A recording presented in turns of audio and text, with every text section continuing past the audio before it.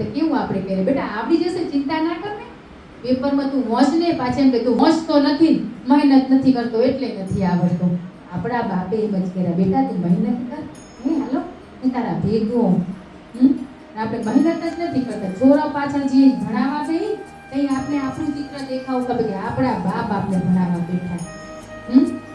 તો આપણો અભ્યાસ સતત નિરંતર ચાલુ જ રહેશે ના કે કચરો કાઢતા જઈ તો હે ગુરુ સ્મરણ કરતા જાઓ ને રસોઈ બનાવો તો કે ફળ જશે ગુરુ વગર ખાલી જશે પરમાત્મા વગર હે લઈ જાય આપણે ચપટી લઈને જવાનું સંકલ્પ કરવાનો કે ગુરુવારમાં મારા જેટલું આપણે શું ઘોડો ભરવા રહી રહ્યા હે એમાં રહી જવાનું પણ ચપટી હે મુઠ્ઠી ભોગો જેવી આપણી પાત્રતા હે બધાની પાત્રતા અલગ અલગ છે અને બેઠાઈ બધા એક જ પણ તેથી કર્મ અલગ અલગ કરે ને આપણે બધા તો પછી બધાને કમ્પેરિઝન કરવામાં રહી ગયા કે ઉલી એટલે કોઈ ક્યાં નથી બધા સાથે જાય એક થઈ નથી બેઠા બધું બાપ શીખવાડેલા પણ વળી પાસે ક્યાં માયા એટલી નકામી ને ભરી જવાય તો એમ કર્યા પરમાત્મા કે માયા મેં રચીએ તો કેમ ધરાય કેટલું બધું આપણે ભળે આપણે શીખવાડતા જાય તોય આપણે નથી સમજણ લેતા હે તો વાલા કરજો હવે બધા પાછા ઘરે જનારે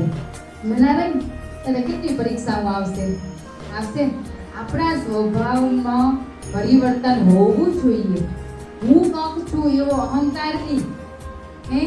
અમે સત્સંગ સાંભળી રહ્યા અમે ક્ષમા માંગી લીધી એવો અહંકાર નહીં ક્ષમા તો માંગવાની તો પૂછશે નહીં પૂછશે કે કેટલી ભૂલું કરી રહ્યા પળે ભૂલું કરી રહ્યા કરી રહ્યા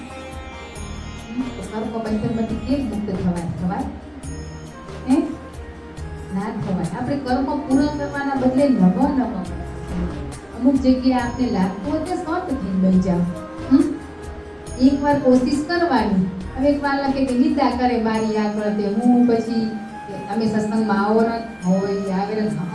તો તમે તો ત્યાં ગલત હો ના આવતા હોય વ્યક્તિ કરતું હોય ના બોલી શકતા હોય તો એટલે જ આપણે ગુરુદેવે શીખવાડ્યું હોય કે મેં મારા જીવનમાં ઘણી ભૂલું કરી ઘણી નિંદા ઈર્ષા રાગ દ્વેષ બધું કર્યું હોય તો બસ મને આમાંથી છૂટવું હોય ને આ તમે કરો ને બંધ કરતો ને મારા એમ કરીને પ્રેમથી કહીને તો ત્યાં સ્ટોપ થઈ જાય આપણે કોશિશ જ નથી